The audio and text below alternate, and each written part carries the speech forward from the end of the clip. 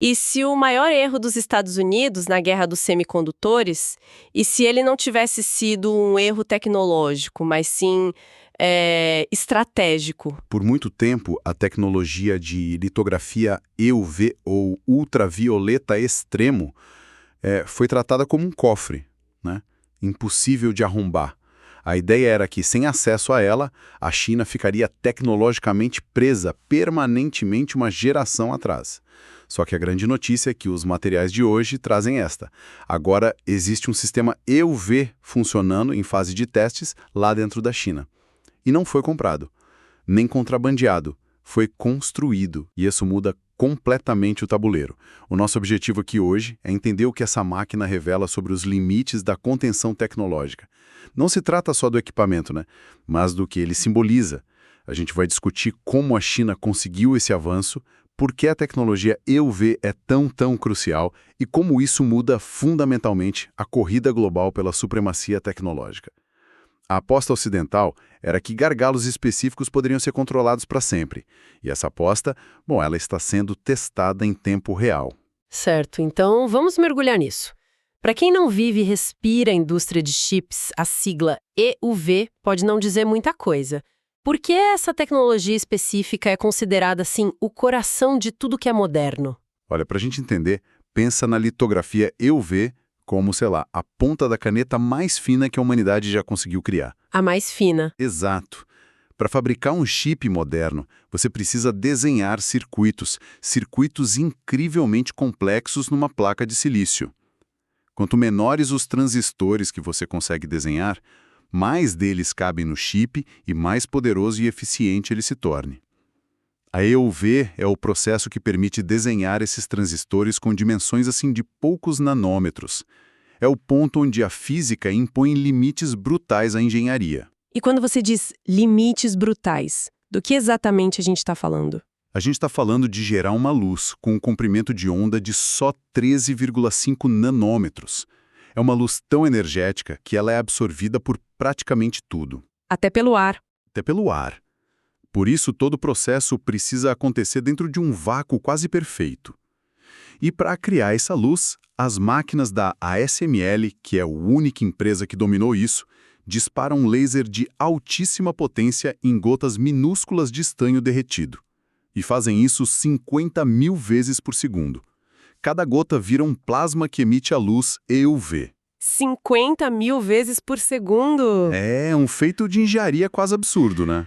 Ok, isso já dá uma dimensão da complexidade. Então, sem essa caneta de luz, não existem os chips que alimentam a IA da OpenAI, as GPUs da NVIDIA ou os processadores dos nossos celulares. É isso? Exatamente. Sem EUV, você fica preso em gerações de chips mais antigas, maiores, menos eficientes. Por isso que a lógica ocidental parecia assim infalível.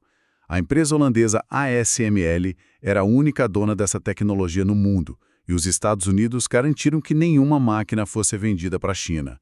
A ideia era controlar o gargalo mais crítico de toda a cadeia tecnológica global, e com isso, congelar o avanço chinês indefinidamente. E é aqui que a história dá uma virada de roteiro, porque a aposta era que a China levaria décadas para replicar algo que a ASML levou, o quê?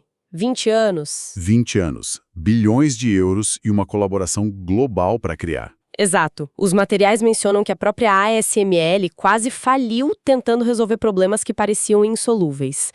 A aposta era que a China sozinha não conseguiria. Mas essa aposta parece ter falhado de forma espetacular. Ela não só falhou, como o cronograma foi drasticamente acelerado. Uma investigação bem detalhada da Reuters, que é a espinha dorsal de várias das fontes que a gente analisou, revelou um projeto ultra secreto em Shenzhen. Lá, uma equipe montou um protótipo funcional de litografia EUV. Isso no início de 2025. Estamos falando de uma máquina física, que ocupa quase o andar de uma fábrica e que já consegue gerar aquela luz crítica de 13,5 nanômetros. Espera, isso é um ponto importante. A máquina já existe, fisicamente, e funciona. Ela ainda não está produzindo chips para o mercado, mas o fato de existir, isso já é a grande notícia. E os detalhes sobre o sigilo desse projeto são fascinantes. O material menciona um nível de segurança que foge completamente do padrão industrial. Engenheiros recebendo crachás com nomes falsos, equipes trabalhando de forma isolada sem ter uma visão do todo, comunicação toda fragmentada. Isso não soa como uma empresa privada competindo por mercado, né? É que o fascinante aqui é o método. É exatamente assim que um Estado opera quando trata um projeto como uma questão de soberania nacional, quase como um programa militar. Não é sobre lucro, é sobre capacidade estratégica. E tem um detalhe crucial que um dos artigos destaca. O time por trás do projeto inclui ex-engenheiros da ASML. Isso desmonta um dos principais argumentos ocidentais. Qual é o argumento? O de que a tecnologia era complexa demais. Exato. O argumento era que, mesmo que alguém roubasse os projetos, o saber fazer tácito, sabe, aquele conhecimento que não está nos manuais, que vive na experiência dos engenheiros, Aquele conhecimento que não se copia. isso seria impossível de transferir. A verdade, como a gente vê agora, é que o conhecimento técnico não respeita fronteiras da mesma forma que as máquinas, ele viaja na cabeça das pessoas. Se você pode contratar as pessoas, você pode, adquirir o conhecimento. Entendi. Então, eles conseguiram o conhecimento e construíram a fonte de luz, o que já é um feito monumental, mas replicar a máquina inteira é outra história. Imagino que a parte mais difícil não seja só ligar a luz, certo? O material fala muito sobre a ótica, os espelhos. Isso. E você levanta a questão mais importante sobre a viabilidade do projeto. Gerar a luz é como construir um motor de um carro de Fórmula 1. Mas você ainda precisa de um chassi, de uma suspensão, de pneus que consigam usar essa potência. Na EUV, essa estrutura são os espelhos. A própria ASML levou anos para transformar sua fonte de luz de um experimento de laboratório em algo economicamente viável. O gargalo real, o verdadeiro muro, não está na fonte de luz, está na ótica. E por que os espelhos são ainda mais difíceis? Isso parece contra-intuitivo. Eu sempre ouvi que gerar o plasma 50 mil vezes por segundo era o grande feito da física. É um ótimo ponto. Gerar a luz é um desafio de física de plasma, mas controlar essa luz é um desafio de ciência dos materiais e de precisão mecânica numa escala, assim, quase inimaginável. Os materiais descrevem esses espelhos como alguns dos objetos mais precisos já fabricados pela humanidade. Eles são feitos de camadas alternadas de silício e molibdênio, cada camada com apenas alguns átomos de espessura. Tudo isso para refletir a luz EUV, que seria absorvida por um espelho normal. Um dos artigos usa uma analogia impressionante para ilustrar isso. Sim, a de que, se um desses espelhos fosse do tamanho da Alemanha, a maior imperfeição, a maior montanha na superfície dele, teria menos de 1 milímetro de altura. 1 milímetro. É esse o nível de perfeição. Qualquer contaminação, uma partícula de poeira, uma mínima variação de temperatura, destrói a precisão, o que, por sua vez, destrói o que a gente chama de rendimento. Que é a porcentagem de chips bons que saem de cada placa de silício. Exatamente. E o fornecedor exclusivo desses espelhos para a ASML é a empresa alemã Carl Zeiss SMT, ou seja, outro gargalo. É aqui que o projeto chinês ainda enfrenta seus maiores limites, certo? Transformar o sistema numa linha de produção estável e com alto rendimento? Perfeito. A China pode ter a fonte de luz, mas sem a ótica perfeita das Zeiss, o rendimento da máquina dele será inevitavelmente muito inferior ao da ASML. Ok, então aqui está minha dúvida. Se o rendimento for baixíssimo, digamos 10% do que a TSMC consegue com uma máquina da ASML, e o custo por chip for altíssimo, isso não é, na prática, só uma vitória de propaganda? Uma máquina que funciona no laboratório, mas que, economicamente, é um fracasso? Qual o impacto real disso hoje? E se a gente conectar isso ao quadro geral, a gente vê o erro fundamental de avaliação que muitos analistas ocidentais cometem. Eles usam métricas de mercado: lucro, eficiência, custo por unidade. A China, nesse caso, usa métricas de... não são métricas de mercado, são métricas de independência. Para um Estado que prioriza autonomia estratégica, um custo mais alto ou um rendimento menor não é um obstáculo decisivo. É apenas o preço da soberania.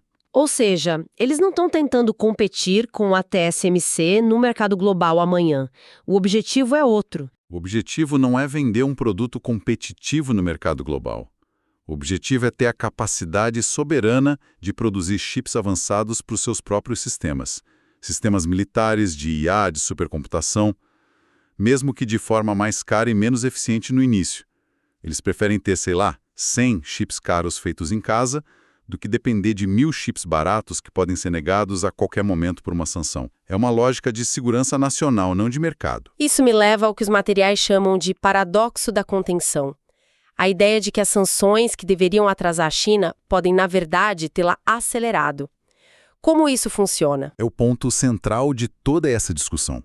Ao bloquear o acesso da China a EUV, a softwares, a outros equipamentos críticos, os Estados Unidos forçaram o país a abandonar a ideia de uma integração confortável com a cadeia de suprimentos global.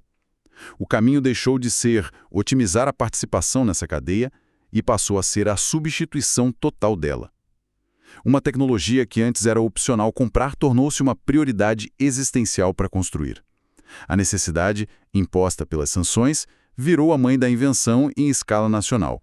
E a estrutura do projeto de Shenzhen reflete essa mentalidade. A descrição, com a Huawei atuando como uma articuladora central, não lembra uma empresa competindo por lucro. Lembra mais um programa espacial, uma missão nacional. Tipo o Projeto Apollo. É uma analogia perfeita. A Huawei, que foi cortada do mercado global de chips, tornou-se o cliente ideal e o integrador para esse esforço nacional. Ela conecta o design dos chips com seu braço high silicon, o desenvolvimento dos equipamentos, os fabricantes e o produto final. É um tipo de integração vertical que, assim, raramente acontece em economias de mercado abertas, porque é extremamente ineficiente no curto prazo. Mas num cenário de confronto tecnológico, essa integração acelera brutalmente o ciclo de aprendizado. Porque o feedback é instantâneo. O designer do chip pode falar diretamente com o engenheiro da máquina que vai fabricá-lo. Exatamente. Isso elimina anos de ciclos de desenvolvimento que ocorreriam no mercado fragmentado. A aposta ocidental no controle de gargalos tecnológicos está sendo fundamentalmente desafiada. A EUV era o último e mais protegido desses gargalos. Se ele começa a ceder, a estratégia inteira de contenção precisa ser repensada. Não significa que a China venceu a corrida, mas que a ideia de uma contenção permanente talvez nunca tenha sido realista. O que nos leva às implicações. Os prazos que antes pareciam confortáveis para o Ocidente, com previsões de que a China só teria avanços relevantes em EUV em 2035 ou 2040, esses prazos foram para o lixo. Agora, os materiais sugerem que se fala num sistema funcional, ainda que limitado, antes do final desta década. E em tecnologia, suficiente já muda o equilíbrio. Um sistema EUV com baixo rendimento, que não seria competitivo no mercado comercial, ainda permite coisas cruciais. Permite pesquisa e desenvolvimento de novas arquiteturas de chips. Permite testes de novos designs. E, talvez o mais importante, permite o treinamento de uma nova geração de engenheiros especializados em EUV. Eles podem iterar e melhorar o processo sem depender de um único fornecedor externo. A distância para o líder, que antes parecia intransponível, começa a diminuir a cada ciclo de aprendizado. Então, a lição principal que fica ao analisar todo esse material é que a China está demonstrando que gargalos tecnológicos não são barreiras eternas. São, na verdade, apenas lombadas gigantes, para quem estiver disposto a pagar o preço de construir uma estrada por cima delas. E, aparentemente, o preço da soberania tecnológica é um que eles estão mais do que dispostos a pagar. Exato. Eles estão trocando eficiência por resiliência. Isso me leva a uma reflexão final, algo que os materiais nos provocam a pensar. A corrida até agora foi sobre replicar uma tecnologia existente, sobre alcançar o estado da arte que foi definido pelo Ocidente, com sua lógica de mercado global, de eficiência, de colaboração. Uma corrida para alcançar o líder no jogo dele. Precisamente. Mas o que acontece quando uma nação constrói essa capacidade soberana de forma isolada e, a partir daí, começa a inovar com base numa fundação totalmente diferente? Qual poderia ser a aparência da próxima geração de tecnologia de chips, desenvolvida não sob a pressão de vender para o mundo todo, mas sob a pressão de garantir a autonomia nacional e a segurança militar?